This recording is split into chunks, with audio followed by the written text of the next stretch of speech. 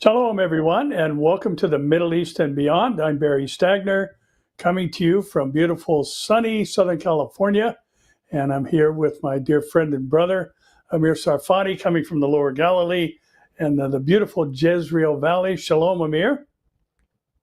Shalom, Pastor Barry. It's evening already here in Galilee. It's been a very long day with a lot of breaking news and interesting things that are coming from the Gulf states as President Trump is on his second stop in his journey here. And it's good to see you, my friend. Good to see you. And Amir, today for us is a monumental day as we look back to, according to the Gregorian calendar, May 14th, 1948, when all of a sudden the prophetic calendar began to move forward as Israel, as Isaiah prophesied and posed the question, can a nation be born in a day? And indeed, on that day, Israel was born. The people have been regathering back into their national homeland, the Jewish people, but not everybody's excited about this momentous prophetic event that we commemorate today, some 77 years later. And there are those who are calling this a day of catastrophe. And maybe you can talk to us about Nakba Day and explain its origin and meaning in the Middle East today. Yes, thank you. Well, Nakba, as you already said, it means catastrophe in Arabic. And a very interesting thing, Pastor Barry, is that the very origin of that word and term attached to the 1948 establishment of Israel goes back to a professor in the Beirut University, the American University in Beirut. His name is Dr. Konstantin Zureik. And Konstantin Zureik is a Syrian historian who taught at that American university. And in a book that was published in 1948 called The Meaning of the Disaster, take a look at what he actually said. He said the defeat of the Arabs in Palestine is not a small downfall, Naksa, but it is a catastrophe, Nakba, in every sense of the word. And then, believe it or not, he said 7 Arab countries declare war on Zionism in Palestine. 7 countries go to war to abolish the partition and to defeat Zionism. He basically says 7 Arab countries invaded into the land to stop the UN partition plan. In other words, and then he says, and quickly they left the battle after losing much of the land of Palestine and even the part that was given to the Arabs in the partition plan. In other words, they wanted to take the parts of the Jews and they ended up losing also the part of the Arabs. And then he said, when the battle broke out, our public diplomacy began to speak of our imaginary victories to put the Arab public to sleep and talk of the ability to overcome and win easily until the Nakba happened. He also distinguished between the Zionists and the Arabs to explain the war outcome. And look what he says. He says, Zionism is deeply implanted in Western life while we are far from it. They live in the present and look to the future while we are drugged up dreaming of a magnificent past. And the last thing he said, he concluded, we must admit our mistakes, the Arab mistake, and recognize the extent of our responsibility for the disaster that is our lot. So even this, the whole story of Nakba it's a fake thing. It was actually something that in 1948, it was already understood that it is their fault and they should take responsibility because they're the ones that invaded. They're the ones that asked the local Arabs to leave in order for them to go in and conquer the lands of the Jews. And they ended up losing their land and the land of the Jews. And they had to stop the war with all the local Arabs that left stuck in their countries. That's the ethnic cleansing they're accusing us for when it's the Arab nations that actually did it to the local Arabs in what's called then Palestine. And again, they took responsibility for that in 1948 when he invented that word and attached it to that event. But everything changed. They are rewriting history. And Yasser Arafat decided that this is the right time to use it as a way to describe our suffering, and then he changed it and made it an internationally recognized day, even in the UN and all across the world. Believe it or not, even in the Tel Aviv University today, Arab students commemorated it, because we're a democracy. We allow freedom of speech, and we allow that garbage in our own country. Yeah, Amir, it's kind of interesting in thinking back on that invasion that took place on the day that statehood was declared. You know, there's a lot of people today who are siding with this Nakba type of thought, and it's not limited to the Middle East. We know Australia plans to participate in this commemoration of the catastrophe. But one of the interesting things I think that we need to remind the audience of is that Israel was attacked by these nations, had virtually no aircraft, small arms, and yet here they are victorious. And people today, many within the church, sadly, are saying, well, modern Israel is not biblical Israel. And I tell you, one of the most significant proofs in my mind is that what happened on that fateful day when Israel declared statehood and those days that followed and every other battle behind it, it is clear that the Iron Dome is not protecting Israel strictly, but the iron hand of God is watching over his people, and he never sleeps nor slumbers at that task. And what a wonderful day for us to remember that we see Bible prophecy being fulfilled yet to this very day, now some 77 years later. You mentioned at the outset, Amir, that Trump's on a tour, and, you know, I think we'd have to hesitate to call it a political tour. It's really a business tour. He's out there cutting deals as he would do as a real estate mogul. But everything that's been happening out there, especially in the countries that he's been visiting, has been very curious, and maybe even a little bit of a revelation to the fact that 1 Corinthians 2:14 says the natural man cannot discern the things of God because they are spiritual. And it seems as though he's making some moves that could be viewed with some concern. And maybe you can address that issue for us today. Yeah. Well, I will not hide from you or from the audience my utter shock and disappointment from some of the moves that President Trump did. However, I will tell you now, in his worst day, I still prefer him over Kamala in her best day.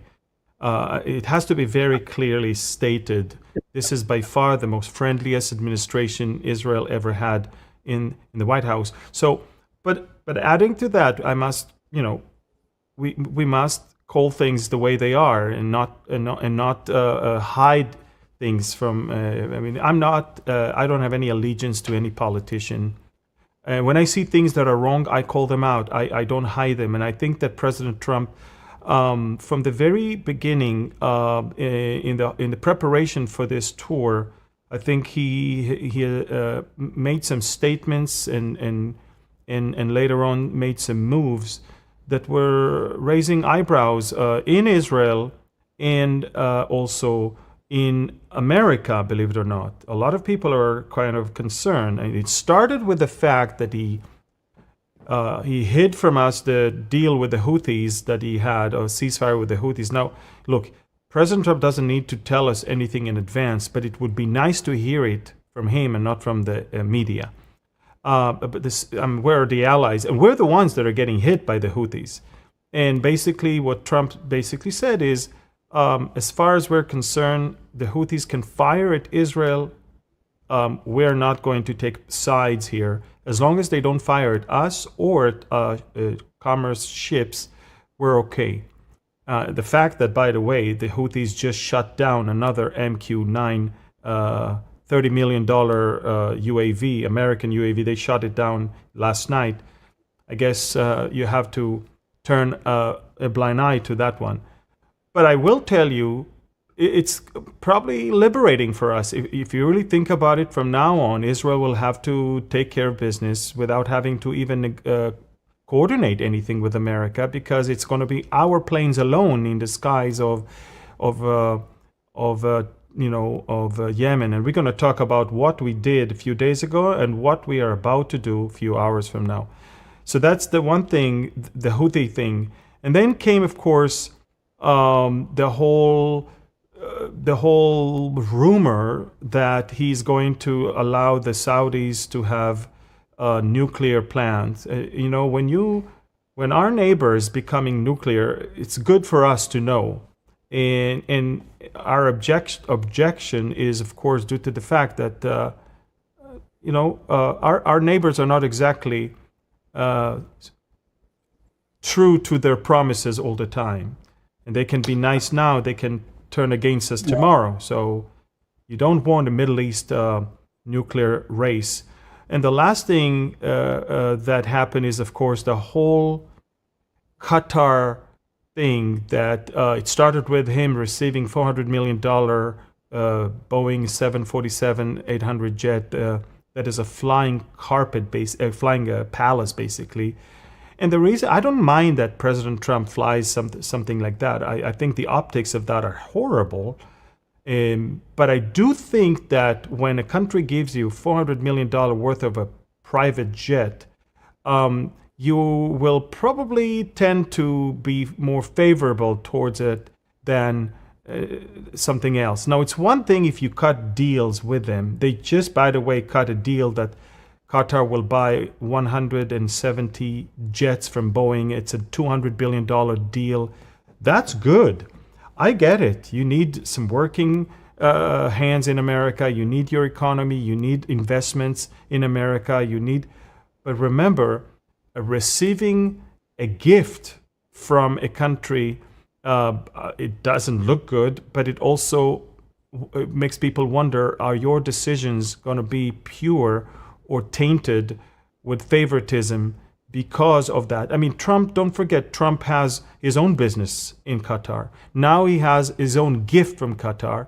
And people in Israel are saying, if that same country that Trump said in 2017 that is actually promoting terrorism, if that same country with hundreds of millions of dollars changing his mind, doesn't look good, does it? What is the message that he's sending to the others? And then, of course, came the meeting today with the Al-Jolani. 25 years since the last time American president met with a Syrian president. This is not even an elected president. He's an ISIS terrorist who took off his ISIS robe and put on himself a suit. Up until 4 months ago, there was a bounty on his head, $10 million bounty, because the guy was the head of Harir al-Sham, and Hayat Tahrir al-Sham, and that's a ISIS organization that beheaded and killed and butchered many people. You don't put a bounty of $10 million on someone unless he did some horrific things.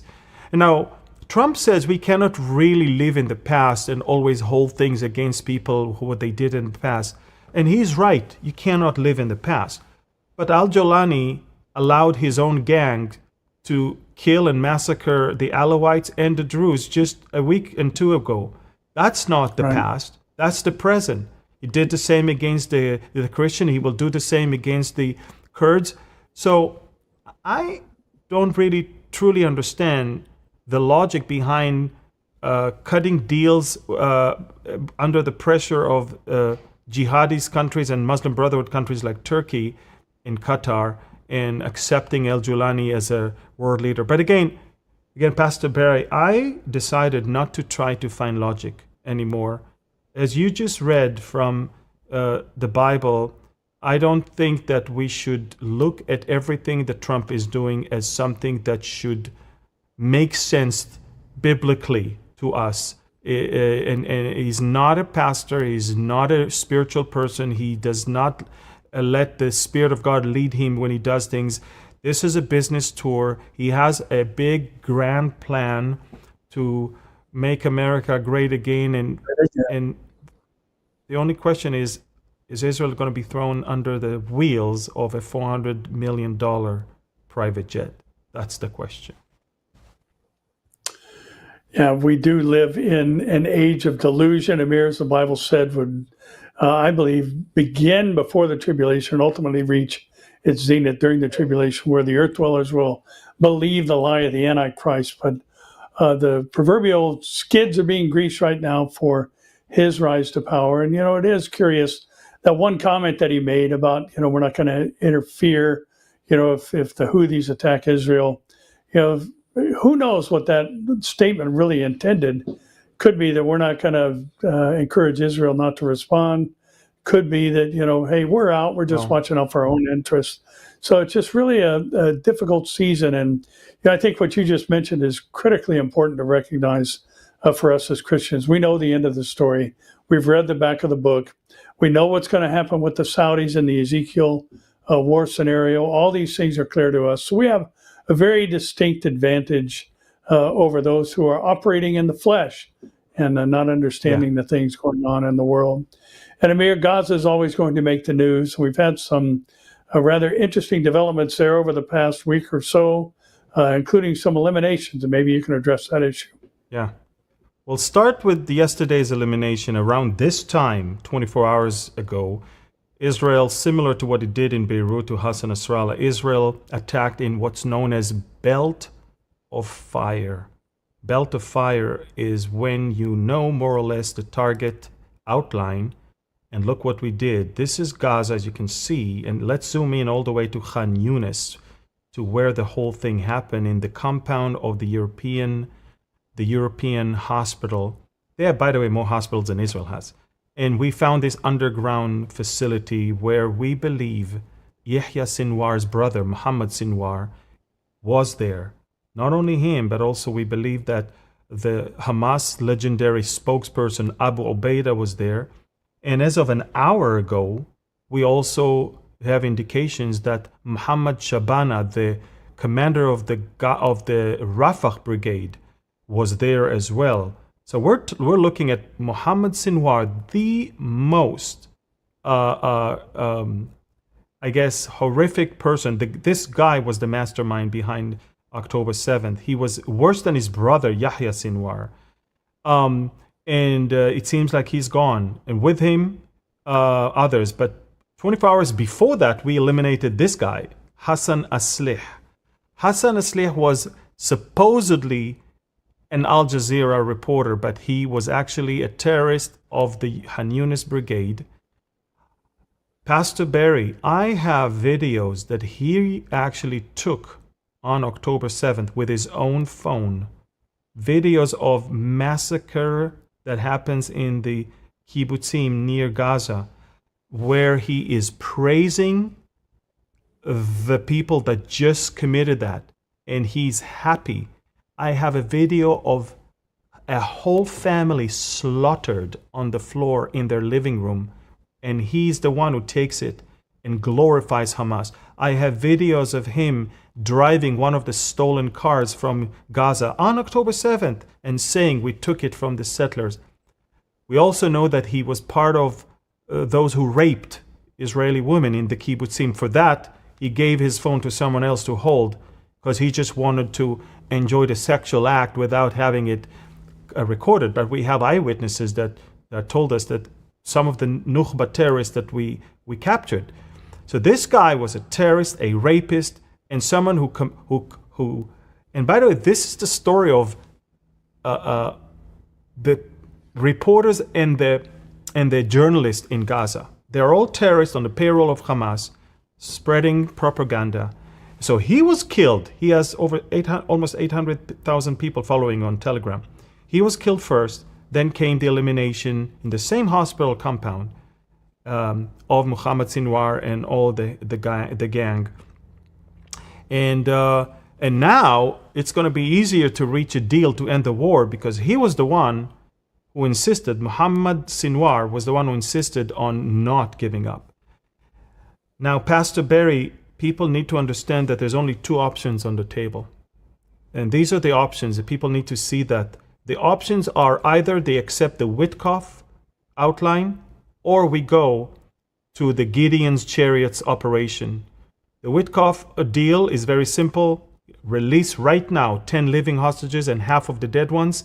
And for 45 days, we're going to talk about how we can reach a final deal. But we still don't commit to end the war unless you guys, disarm and leave. And that's the Witkoff outline, which Hamas said no to forever. And Israel said, you've got until Friday to say yes to that deal, or take a look at what we are planning. Gideon's chariots is this operation, and we are going to start with it this Friday. Take a look at it. We're going to take care of a humanitarian area down south, and all the residents that are uninvolved are going to be pushed all the way from the northern part of Gaza Strip into the humanitarian zone through filters and gates that will make sure they are unarmed and uninvolved. And the only one left in Gaza will be terrorists, and we're going to take over, destroy Gaza. And listen to me, when I say destroy Gaza, we destroy everything underground and everything under the ground. At the same time, we're going to make sure that those that are in the humanitarian zone will already start leaving. The civilian population began to leave today. Today, 600 Gazans were loaded on 6 different planes, flying to the UAE, flying to Europe and to Turkey. And many of them are actually without dual citizenship. That means they are part of this voluntarily displacement. And this is it. So, Pastor Barry, until Friday, Hamas has to say yes to Witkoff outline, or we're going all in with all the power, and it's going to be deadly for Hamas. This is why they allowed Idan Alexander. You think it's only for Trump? If they didn't see the hundreds of tanks that are flowing all the way to Gaza right now, they would have never said yes. But they did this gesture to release Idan Alexander, the American passport holder IDF soldier. They released him. Here he is. He was released. Thankfully, he's in good condition. His mother was so excited to see him. Everything is great. We love that. Everything is great. But make no mistake, the reason why Hamas did it is twofold. They wanted to have a wedge between Israel and America, and they also wanted to pause the soon coming devastating maneuver that will finish them. So, they thought that Trump will be more generous, and in exchange, he will push Israel to stop its plans to move forward. But in reality, Trump just said, if until Friday, until I'm leaving, they're not going to say yes, go ahead and do what you need to do. So these are the options on the table. And by Friday, we are going to see what Hamas decided. Now, there's a lot of pressure right now in Doha as we speak. Right now, Israeli delegation and Hamas and the mediators are sitting. They want to change the Witkoff outline. They don't want to commit to an outline that does not put an end to the war. There's a new initiative that the Arab countries just proposed an hour ago. Everything looks good until you reach the last 2 paragraphs. In the last 2 paragraphs is that the Palestinian Authority is going to govern Gaza. It's never going to happen. They're the same jihadists and those who want to destroy us. And the last one is Hamas policemen will be integrated into the force that is taking care of Gaza. It's not going to happen. So everything else is great, but the Palestinian Authority cannot rule, and any Hamas person cannot be integrated into any ruling power in Gaza anymore. This is it, Pastor Barry. A lot of things are happening in the last few hours. And Gaza, of course, is in the center of some very, very critical deliberations right now. Yeah, Amir, it's like the old saying, the Palestinians never miss an opportunity to miss an opportunity. And so I think we know what's coming next is Gideon's chariot and the things that you covered a moment ago. And, you mentioned the president's statement, the U.S. president's statement about the Houthis and not intervening or, getting involved in the exchanges that come from them into Israeli territory. We just had an event happen that we talked about last week at the Ben Gurion airport or nearby. And there's been some other actions that are happening in port cities there in Yemen, and maybe you can talk about that a little bit as to what happened on May 5 and 6. Yeah, so on May 5 and May 6, Israel paid a visit to Yemen twice. Of course, the first time was attacking the seaports of Hodeidah and Ras Isa, but the second time, the next day, it destroyed completely the airport of Sana'a. That's what the airport looked like. Now, they claim that they're opening it tomorrow, or maybe even today. Of course, it's propaganda. We destroyed the runways and we destroyed all the terminal buildings. There's no way they can operate there. They can make a sound that they may be able to do it. We destroyed everything there. It's going to take them a while. But I want you to know that Israel issued 2 days ago a warning, once again, to evacuate all 3 major seaports in Gaza, in Yemen, and Israel reissued that warning even this morning. Remember, in the last 24 hours, we know that the Houthis launched missiles. 2 of them disintegrated on the way, and 1 of them was intercepted. But they haven't stopped, Pastor Barry. They believe that that's the best way to put pressure on Israel. They want to be perceived as those who impose a blockade on Ben Gurion Airport, but in reality, the blockade is on their seaports, and they don't have an airport anymore. So Israel issued an evacuation order until further notice. In other words, we can attack at any given moment, and you will not know about it in advance because we already issued an evacuation notice, and it says until further notice. And that's why all the ships left the docking places. And now, by the way, it's easier to destroy the ports because we couldn't attack all the areas of the port because there were some foreign ships that were docking there, and you don't want to do that to foreign countries. So we made sure that everybody left, and now we are going to make sure to complete the job. It's going to happen, I believe, in the next few hours. Israel will have to take care of business. Look, we don't want to embarrass Trump while he's in the region, but I want you to know that when the Houthis are firing rockets, 2 of them actually fell in Saudi Arabia while he was in Saudi Arabia. From Yemen to Israel, rockets fly above Saudi Arabia. So the Houthis don't really care that Trump is there. In fact, they did it while he was giving a speech in Saudi Arabia. Israel, on the other hand, is not interested to embarrass Trump while he's in the region. So we refrain from doing some major things in Yemen, but we take care of business in Gaza. And I believe that when Trump is going to leave, both Hamas and the Yemenites will find out. Yeah, and let me just encourage everybody, there's kind of an ebb and flow to Bible prophecy, and things will escalate for a season and maybe seem to calm down for a while. But there's coming a point in time where everything is going to move forward and move toward the fulfillment of the 70th week of Daniel.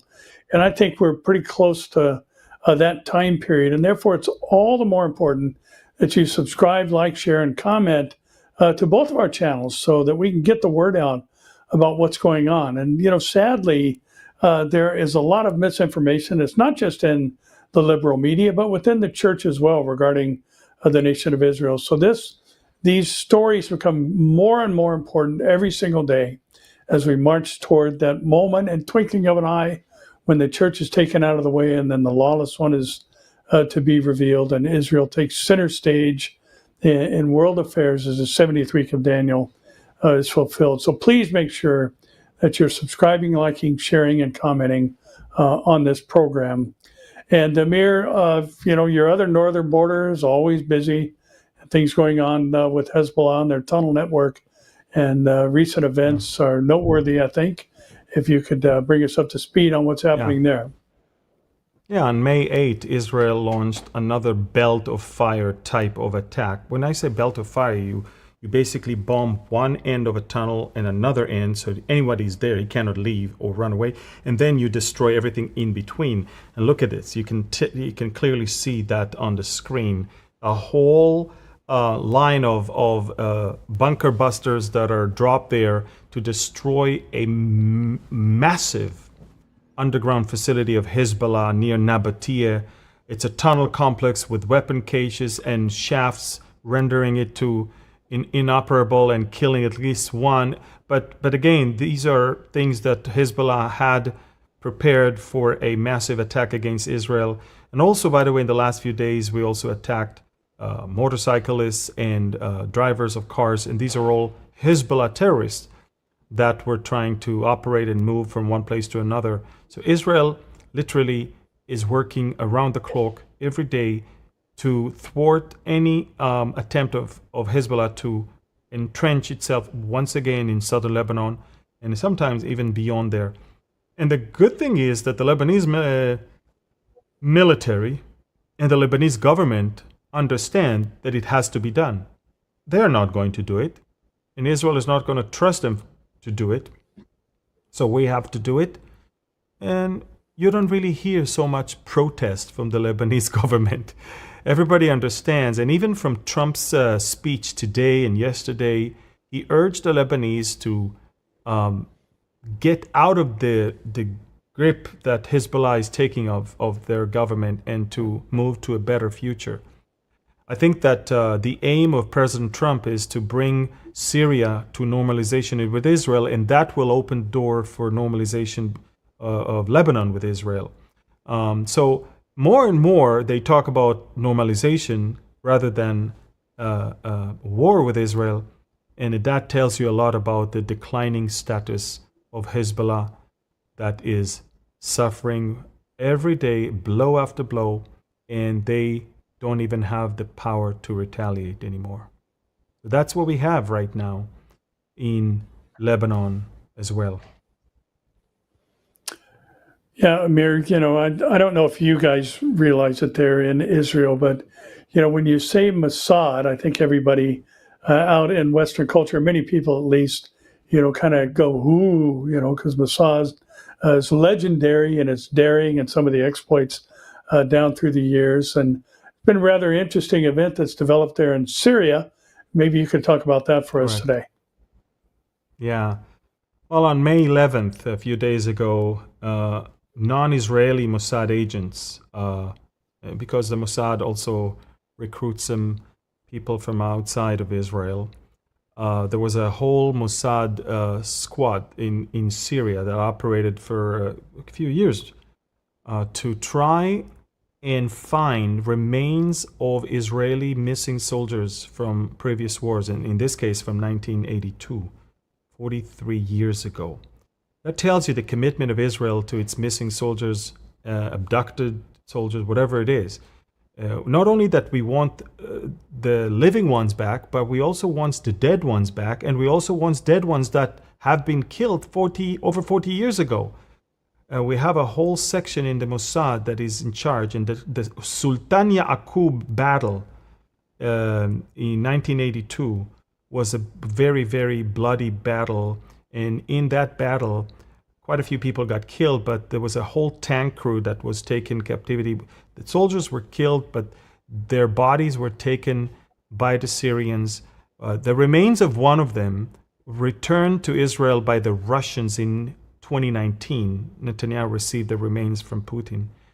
And of course now, Zvi Feldman, his body was retrieved 40 years later in a battle. We're talking about under fire in a covert operation. Mossad agents managed to go to the Yarmouk cemetery and take some remains of several people, and we hope that one of them would be Eli Cohen, our man in Damascus.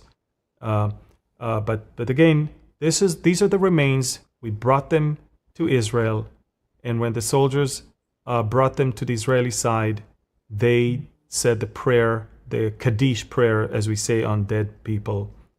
And there you go, you can see it. Yeah, Amir, talking about some of the other things that have been going on in our world, the relationship with Jordan seems to have been strained since October 7th. And things and the criticism and some of the language coming out of there, regarding the aid that is allowed to go into the Gaza Strip has created a bit of a strain there. Maybe you can bring us up to date on that. Yeah. Just before I say that, we'll talk about Jordan, but, the president of Syria met with President Trump today, and President Trump basically outlined the terms for America to, that wants to see with Syria. And but Israel has its own terms. Israel wants to keep the Golan Heights. Israel wants to take care of the minorities, especially the Druze, and Israel wants to stay on Mount Hermon. So I don't think there'll be any normalization with Syria unless these three things will be fulfilled. When it comes to Jordan, there's so much fake news and so much things behind the scenes that people don't know, and it's very, very sad. Doron Peskin, an Israeli researcher, came up with an interesting revelation a few days ago. And he said, look, the growing Jordanian criticism of Israel is related to something. Since October 7th, Jordan has intensified its criticism of Israel, particularly due to Israel's recent ban on aid entering to Gaza, which has, listen to this, it has strained Jordan's relations with Israel and impacted its economy. Impacted its economy? Oh yeah. Exclusive aid access and profits. Israel granted Jordan exclusive access to deliver aid to Gaza, allowing Jordan to charge high fees of $2,200 per aid truck and $200,000 to $400,000 per airdrop through a charitable organization, and generating tens of billions of dollars in profit.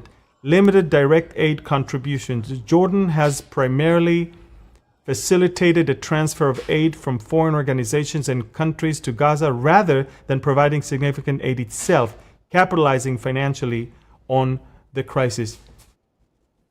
Do you understand what we're talking about? We're talking about the fact that the main reason why Jordan is criticizing Israel right now is the fact that they're losing tons of money. That's what it's all about. Pastor Barry, $2,200 per truck and $200,000 to $400,000 per flight. And Jordan is the only one that was. You understand? And it's not even Jordanian help. Jordan just does the work and gets the money. It's like a contractor. They just deliver it. And now, when we stopped all humanitarian aid from going in, the Jordanians are not happy because they're losing a lot of money. So they're not really interested in help going to the Gazans. They're interested in profiting from it. Yeah. And it's very, very sad to see that. It is. And Amir, there's some stories moving to kind of the beyond portion of our program that I found to be interesting. And I wanted to mention a couple of things. Jesus talked about, when asked by Peter, Andrew, James, and John, about the signs of his coming and the end of the age. And he did mention earthquakes in the midst of that. And there's a rather interesting story that popped up regarding a rabbi warning about an imminent earthquake in the States as a pre-Messiah sign. I thought that was curious because the ultimate rabbi, Jesus himself, mentioned earthquakes being an indication that we are nearing the end of the age. And of course, that would be represented by an increase. But one of the things that's important, I think, for us to recognize, a lot of people talk about, especially here in California, which we know a little bit about earthquakes here.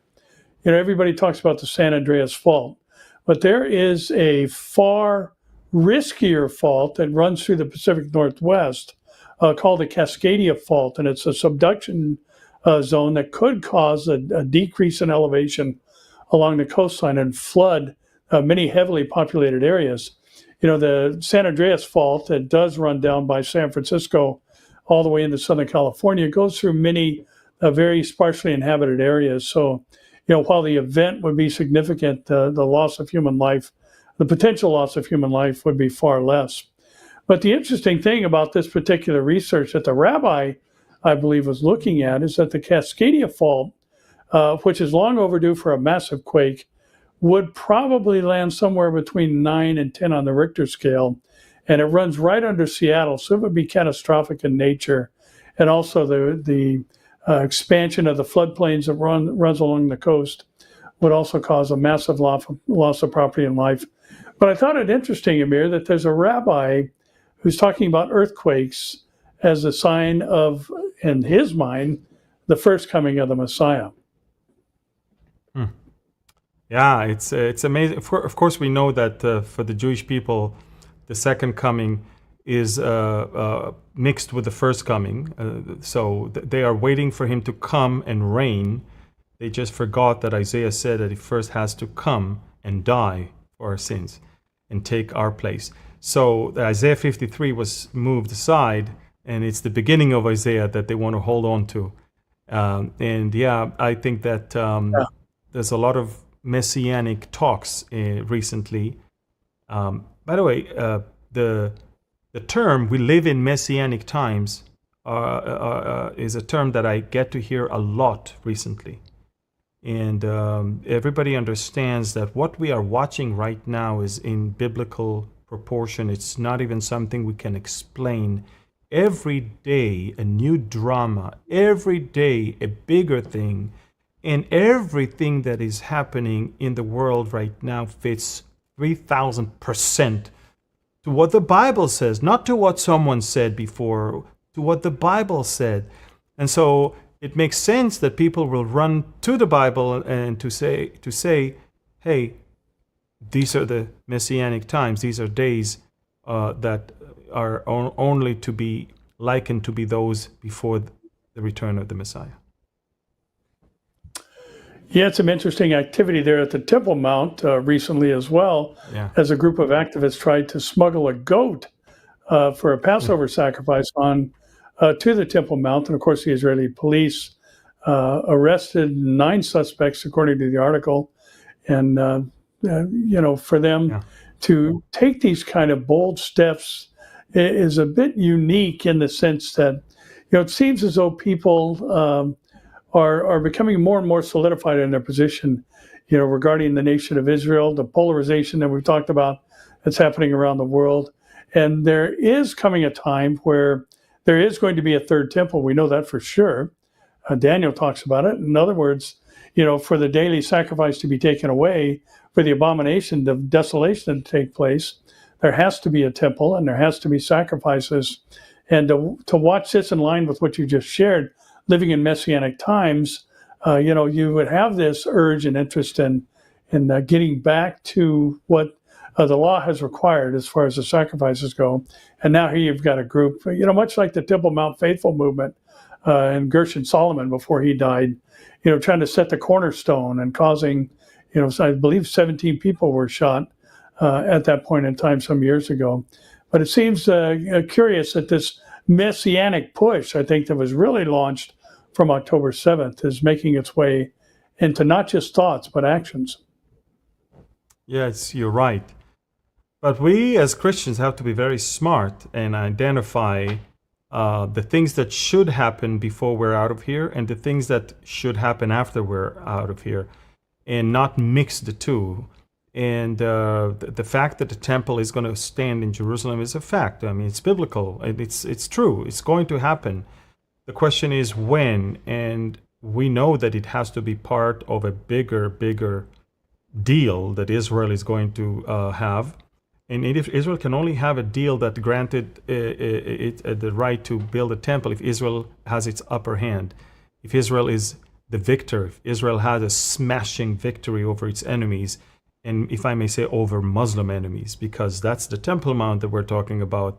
And so as you and I always teach, we believe that the Ezekiel war will bring about the downfall of radical Islam and maybe pave the way for the Antichrist to rise and offer that deal that then will include the building of the temple. So yeah, we do see now people that think that there is a red heifer, or people that are trying to slaughter a goat here or a goat there, but these are attempts. It's not going to happen, and we have to remember, we are not going to see the Antichrist. We are waiting for Jesus Christ. So If you're a believer, spirit-filled, born again, and you're eagerly waiting for the return of the Lord to come and take us, and that's our hope. And as you mentioned, we won't be able to change the course of history and the course of the future as it's already prescribed, but the decisions we make today can change our location when those things happen.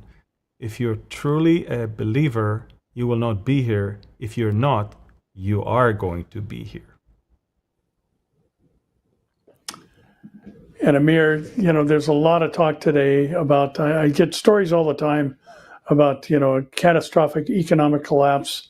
And I thought our next story is kind of, will deal with that and help us maybe decipher a little bit better what we are to expect as Christians. And as we've been mentioning throughout the program, we have a distinct advantage in that we know what is going to happen. We know, with some specificity, the details as they're going to unfold in a biblically chronological order to a degree, but some of the details we may not know. But one of the things I think that is important for us to recognize is that Jesus talked about the likeness of the days before the 70th week of Daniel being paralleled with those of Noah's day, where there were multiple things going on, the thoughts and intents of man's heart being only evil continually. We can check that box.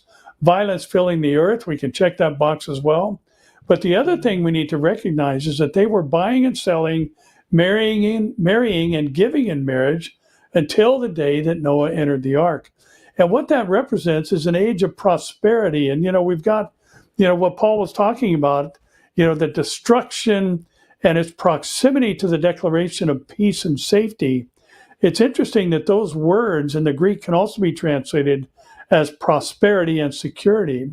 So I don't know that during the church age we should be looking for a catastrophic global economic collapse. But I think what the Bible indicates is we should be looking for, what this next story reports on, the Dow soaring 1,100 points after China and the Trump team lower their tariffs. And, we've seen a huge rise in the market here. Bitcoin is back over, I think it's maybe even today, $105,000 per coin.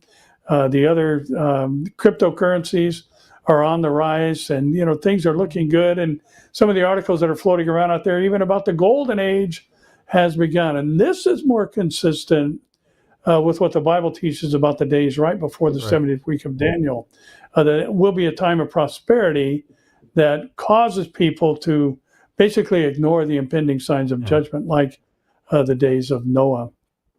Yeah, and this is why I criticize a whole viewpoint of only money and deals, without understanding that I'm not worried about Israel. I'm worried about any country that positioning itself against Israel, and Israel.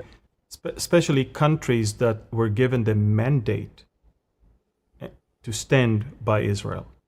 And this is why my concern for steps of President Trump and my concern for decisions that perceives as throwing Israel under the bus or stuff like that, this is not because I'm against Trump. I'm not. I as I said before, I take him in his worst day over Kamala's in her best day. I still believe it's a great administration compared to the one we had before. I just wish that there would be the right people to consult him when it comes to Israel, because Israel is not just a country. It's not just something that either stay away from or be all over it. Israel is God's place and the way God is testing the nations. And I think America was given the mandate to stand by Israel.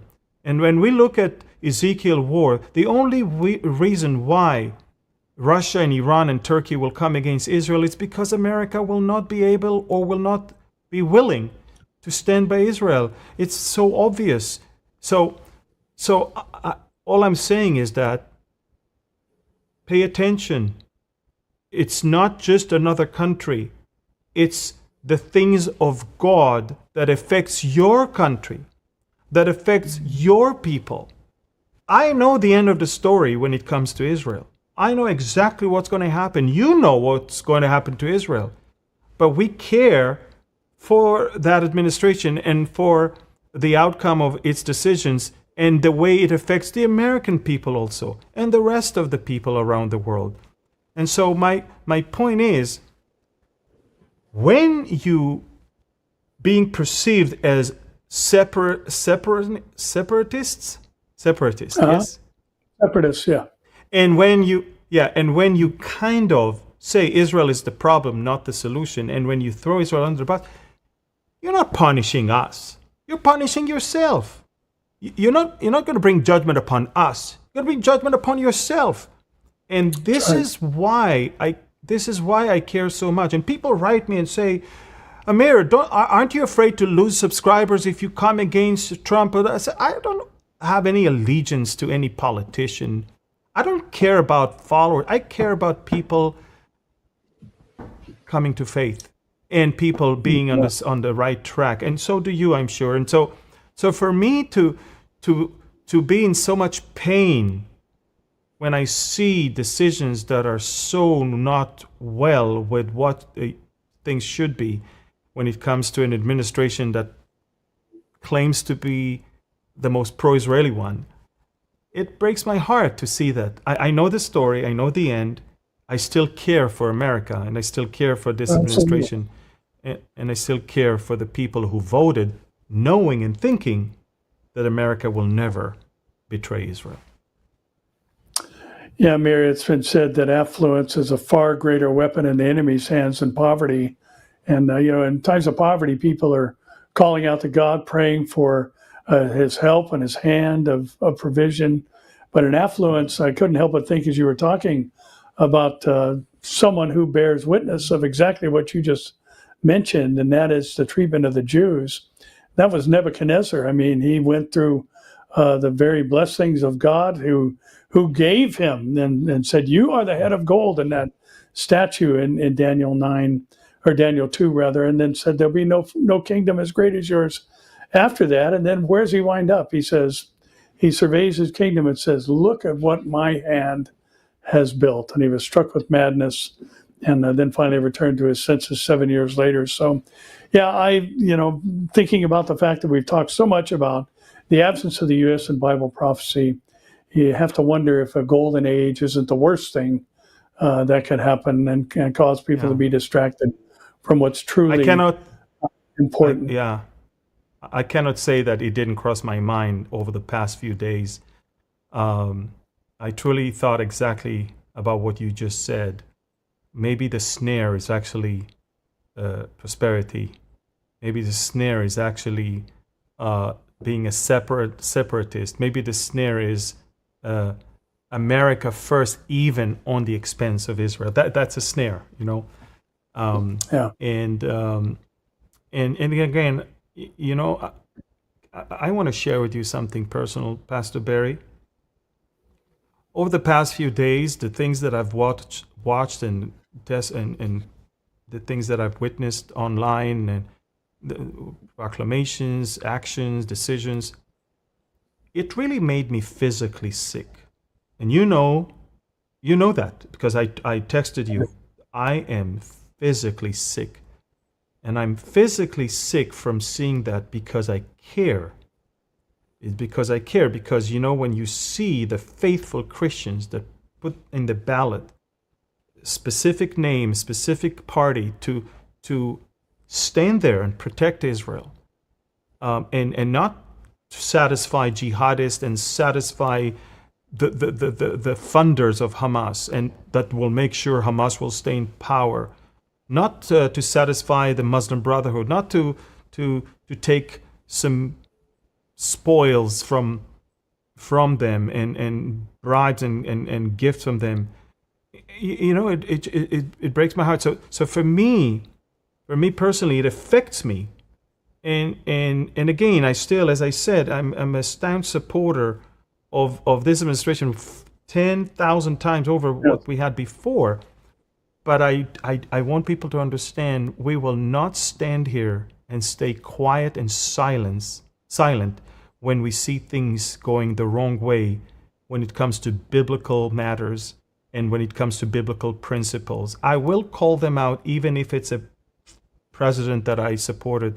I will call them out over and over again. I could care less if I lose followers. You could care less if you lose followers as well.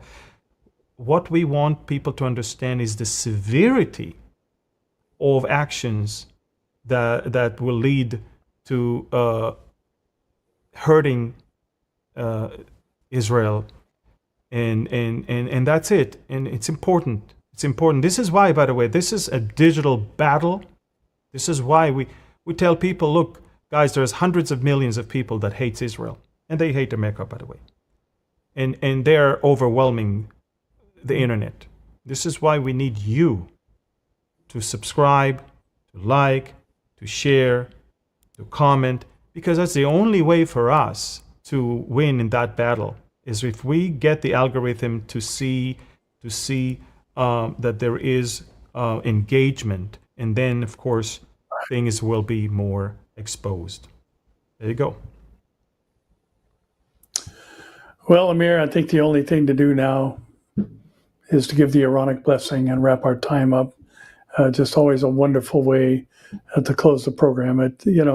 For us, and speaking as a Christian in the United States, there's some languages that are like music to your ears, and maybe we don't understand the words, even though we know what they say as you speak them.